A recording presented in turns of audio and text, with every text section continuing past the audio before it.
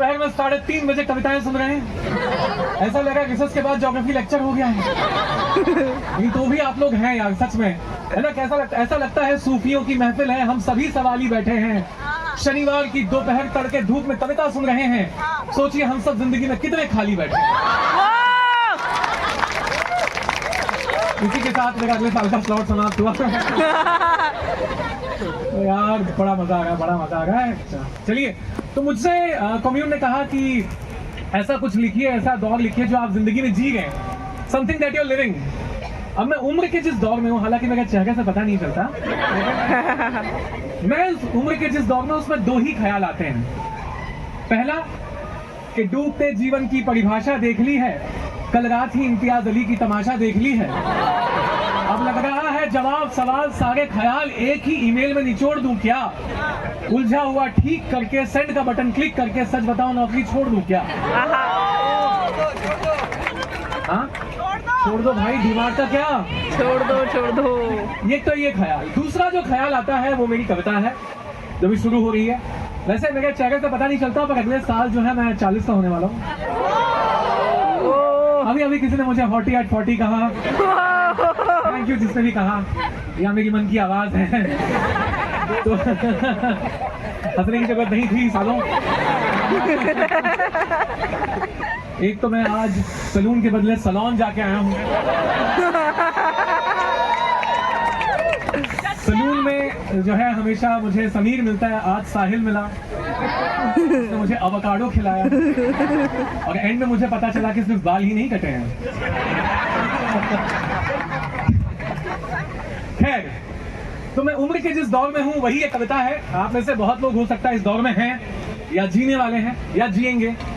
जो नहीं जी गए वो समझ लें, जो जी गए उनको मैं ये नहीं बोलूंगा give me a loud cheer, because जो उम्र के इस दौर में हैं वो आ गए वही काफी है, चिल्लाना तो होगा नहीं। तो इस कविता का नाम है 35 से 40। क्या है? 35 से 40। So just for access for all Gen Z, Gen Alpha, 35 यानी 35, 40 यानी 40, 75 यानी 75, 48 यानी 48, ये सब आएगा। ठीक है ब्रो? ठीक है। चलिए चलते हैं। तो शुरू होता है कि ख्वाबों की उम्र 22 है लेकिन तजुर्बा 45। ना हिंदी सही चली अपनी, ना उर्दू है खालिस। इरादे पत्थर के पर जिस्म 75 का लग रहा। उम्र के इसी दौर को कहते हैं 35 से 40। देखो मैं क्या बताऊं कि एक ही नजरिए से कितनी दुनिया बदलती है। जब devil's cake, black forest cake पे 35 मोमबत्तियां जलती हैं, तब लगता है उम्र के पड़ाव पे नहीं किसी पहाड़ पे चढ़ रहे हो तुम। एक गहरी काली सुरंग है जिसपे हल्के हल्के स्लोले बढ़ रहे हो तुम। न वो जवानी रही कि निकल जाओ मैं उड़ना चाहता हूँ वाले सफर पे। हर रात बस यही ख्वाहिश कि कोई बुलडोजर चला दे कमर पे। डबल चिन पर माशाअल्लाह रिंकल आने लगे हैं। हम उम्र पतले मर्द अंकल बुलाने लगे हैं। हम बूढ़े नहीं हो रहे, ये करता कोई एक्सेप्ट ही नहीं है। ये जेनजी जेन अल्फा के डिक्शनरी में दीदी और भैया का कॉन्सेप्ट ही नहीं है। पूर्व प्रेमिकाएं मिलकर कहती हैं तिवारी जी कुछ तो याद कीजिए। नई शायरा से हाथ मिलाऊं तो कहती हैं आशीर्वाद दीजिए। डॉक्टरों ने समझाया हर सुबह ना उठ पाना आलस नहीं, स्लीप पैरालिसिस है। 6000 का सेशन लेकर थेरेपिस्ट ने बताया कि यही मिड लाइफ क्राइसिस है। अब मैं मरीन ड्राइव पर ढलता सूरज नहीं, सूरज शुक्ला को ढूंढता हूँ जो 20 का तेल 200 में लगा के करता है गजब की तेल मालिश। हीलिंग थेरेपी जिस उम्र में काम करने लगती है वही तो दौर है 35 40।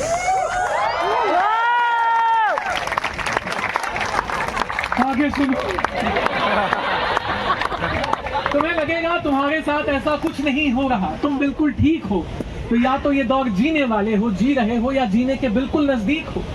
जब हर पहली तारीख को तुम्हें लगे कि नौकरी से बेहतर क्या हो सकता है, और अगले 28 दिन ये कि इससे बदतर क्या हो सकता है ना। फिर भी लगे कि अप्रेजल ईएमआई के चक्कर में कुछ दो एक और झेल लेता हूँ, और हर शाम बगीचे में बल्ला छीन लो बच्चों से कि एक ओवर तो खेल लेता हूँ।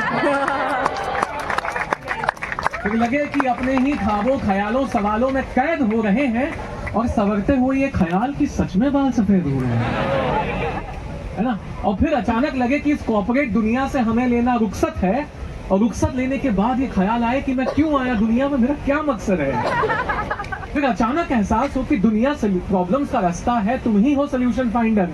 फिर अचानक स्कूल के व्हाट्सएप ग्रुप में स्कूल फी का रिमाइंडर कि बच्चों को करवानी है पढ़ाई, सिखाना है जीपीटी जेमिनाई ताकि खड़े रह सके ये डिजिटल के टक्कर में, और फिर सारी उम्र इन्हें बड़ा करो बिना मारे पीटे जेंटल पेरेंटिंग के चक्कर में।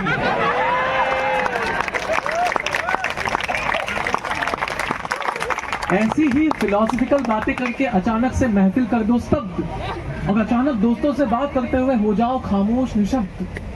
अचानक न्यूज में सुनी खबरों को हर जगह जांचने लग जाओ, जब एक्सेल से एल होने के चक्कर में जुम्बा बचाता नाचने लग जाओ। जब तस्वीर लेते हुए सांस खींचनी पड़े तो लगे कि कल ग्रीन टी पी लेता हूँ, और फिर संडे को गरम समोसे देख कर कि यार क्यों कमा रहा हूँ, जिंदगी जी लेता हूँ।